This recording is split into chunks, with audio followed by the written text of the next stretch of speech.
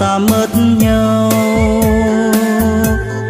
Dù tương lai còn xa, dù khó khăn vượt qua, em vẫn chờ, em xin yêu mãi mình anh,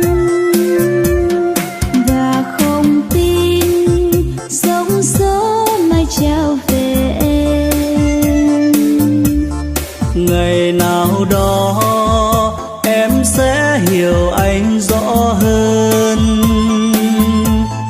vậy nên anh phải tin và chỉ yêu mình em. Suốt đời em chỉ yêu mãi mình anh, rồi thời gian sẽ không nhạt phai, rồi thời gian sẽ không xóa nhòa. lời anh nói yêu em bằng cả trái tim, nguyện yêu em suốt đời, anh mãi yêu chỉ mình em. Gần bên nhau ta sẽ tin yêu trọn đời. Người yêu hỡi, ta hãy cùng nhau sánh đôi, về bên nhau chung sống trọn ước mơ. Suốt đời anh chỉ mãi yêu mình em.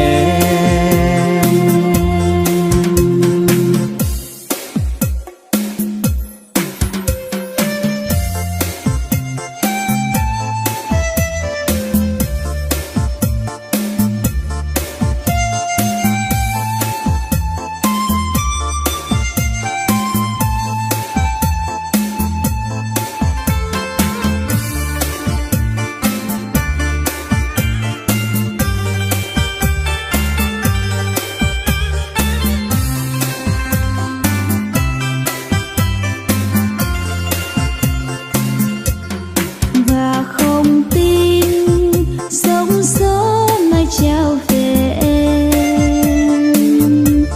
Ngày nào đó em sẽ hiểu anh rõ hơn, vậy nên anh phải tin và chỉ yêu mình em. Suốt đời em chỉ yêu mãi mình anh, rồi thời gian sẽ không nhạt phai, rồi thời gian sẽ không xóa nhòa. lời anh nói yêu em bằng cả trái tim, nguyện yêu em suốt đời, anh mãi yêu chỉ mình em. Gần bên nhau ta sẽ tin yêu trọn đời. Người yêu hỡi, ta hãy cùng nhau sánh đôi, về bên nhau chung sống trọn ước mơ. Suốt đời anh chỉ mãi yêu mình em.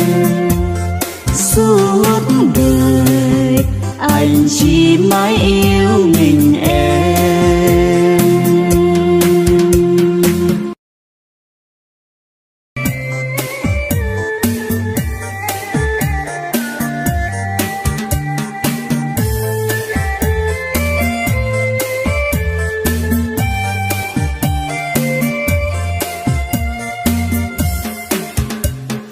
Tình đời khi trắng khi đen, cười vui mới đó nhưng giờ tưởng chẳng hề quen.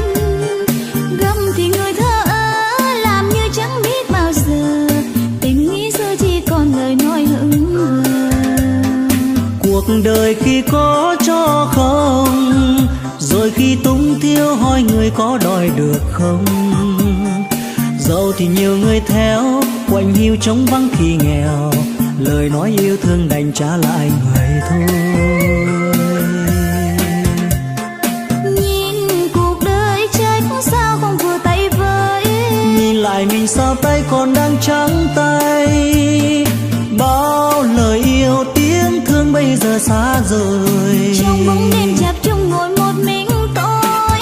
suốt cả đời này biết mấy ai thân, nhiều đêm thức giấc ngơ ngàng nhớ người tình nhân. Còn gì để tăng nhau một khi lá đã đổi màu, tình nghĩ mai đêm về trong lòng huyết sâu.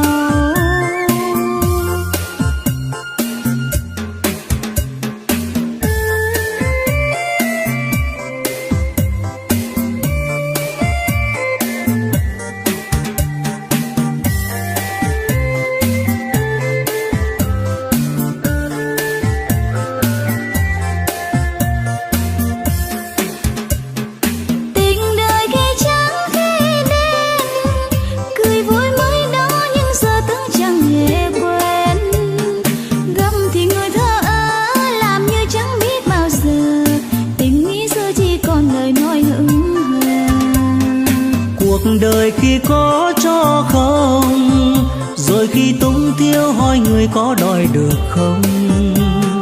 Giàu thì nhiều người theo, quạnh hiu trống vắng khi nghèo, lời nói yêu thương đành trả lại người thôi. Nhìn cuộc đời trách sao không vừa tay với, nhìn lại mình sao tay còn đang trắng tay. Bao lời yêu tiếng thương bây giờ xa rời, trong bóng đêm chập chung ngồi một mình tôi. suốt cả đời này biết mấy ai thân, nhiều đêm thức giấc ngơ ngàng nhớ người tình nhân.